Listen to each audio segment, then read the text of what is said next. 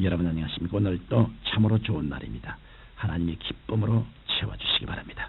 저는 오늘 시편 23편 1절로 6절의 말씀을 가지고 나의 목자라는 제목으로 은혜를 나누고자 합니다. 예수님께서는 요한복음 10장 10절에서 친히 자신을 가리켜 말씀하시기를 나는 선한 목자라고 하셨습니다. 이와 같이 예수님께서는 오늘날도 우리의 선한 목자가 되어주십니다.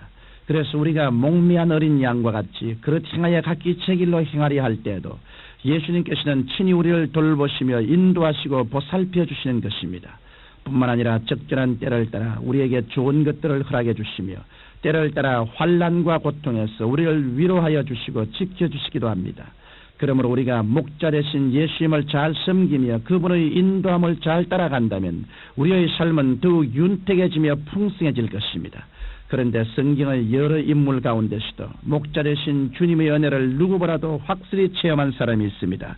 그가 바로 다윗입니다. 그는 왕이 되기 전에 목동으로 지낼 때의 체험을 통해서 하나님과 깊은 영적 교제를 나누었습니다.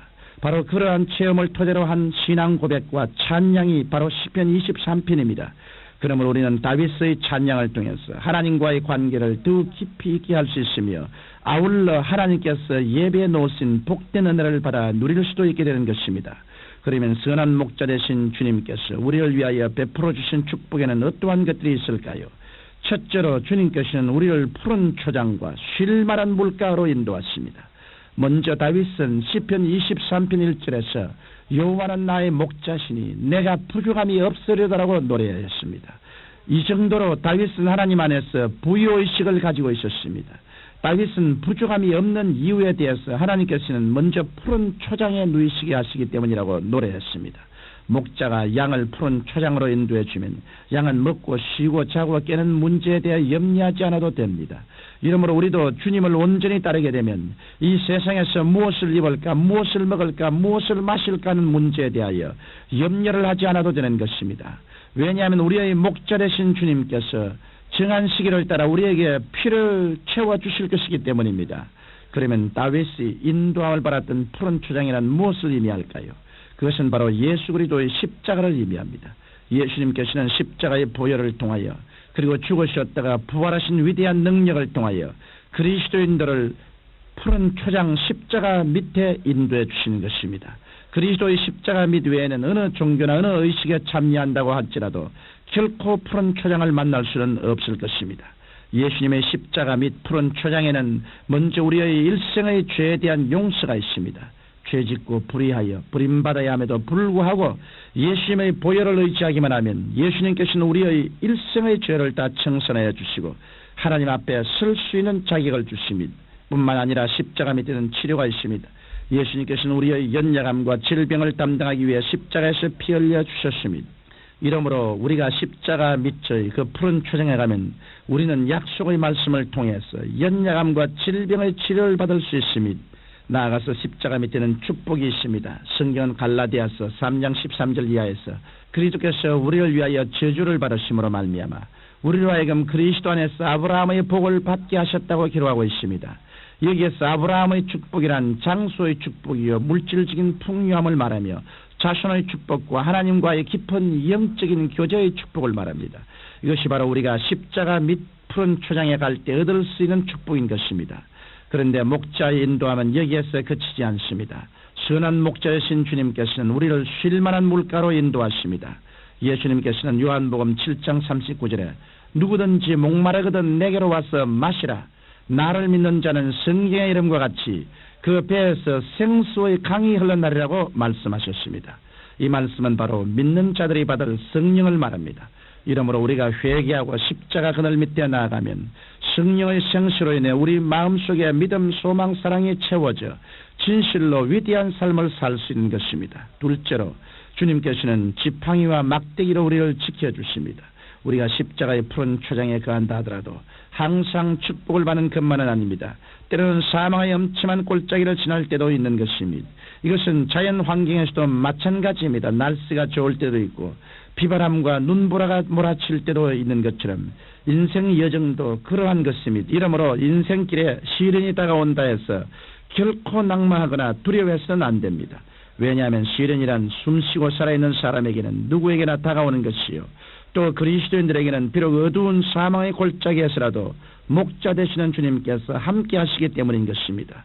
따라서 우리는 어려운 가운데서도 하나님을 사랑하는 자, 곧 그 뜻대로 부르심을 입은 자들에게는 모든 것이 합력하여 선을 이루게 된다는 사실을 알고 해받을 것을 두려워하지 않는 마음의 자세를 갖고 있어야 합니다.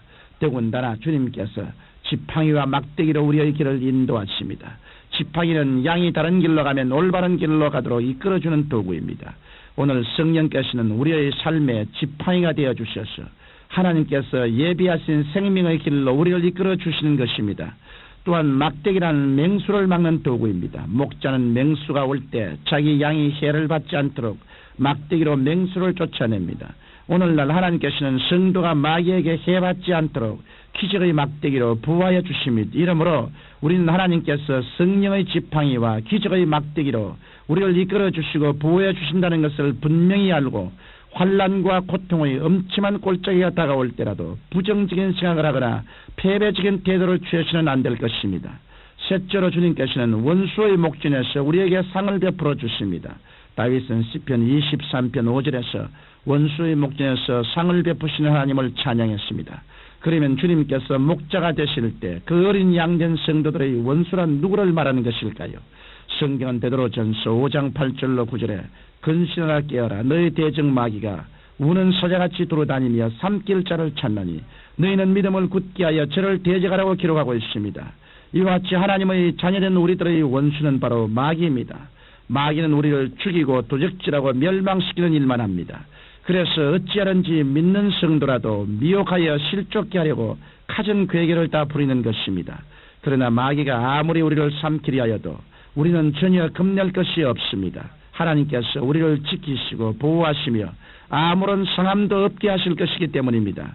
뿐만 아니라 하나님께서는 원수의 목전에서 우리에게 상을 베푸십니다. 그래서 우리의 생활 가운데 영혼이 잘 때는 잔치상, 범사가 형통하는 잔치상, 강건케 되는 잔치상을 베풀어 주시는 것입니다. 이러므로 우리는 원수가 다가와 조롱할 때 부정적인 태도를 버리고 하나님의 상이 베풀어질 것을 믿으며 하나님께 찬양드리고 감사드려야 합니다. 사랑하는 청취자 여러분, 목자 없는 양이 온전하게 살아갈 수 없는 것처럼 우리도 주님의 도우심이 없이는 성공적인 인생을 살아갈 수 없습니다. 그러나 양이 목자를 따르듯 우리가 주님께 순종하며 따라간다면 우리의 삶은 결코 외롭지 않습니다.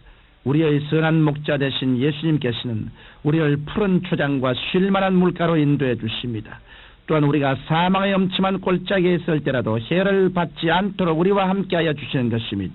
이러므로 우리가 선한 목자 되신 예수님을 진실로 믿고 순종하며 따라간다면 우리의 삶은 조금도 부족함이 없을 것입니다. 하나님 아버지, 선한 목자 되신 예수님을 십자가 밑에서 충실하게 믿고 순종하며 따라가는 우리들 되게 도와주옵소서. 예수님 이름으로 기도합니다. 아멘.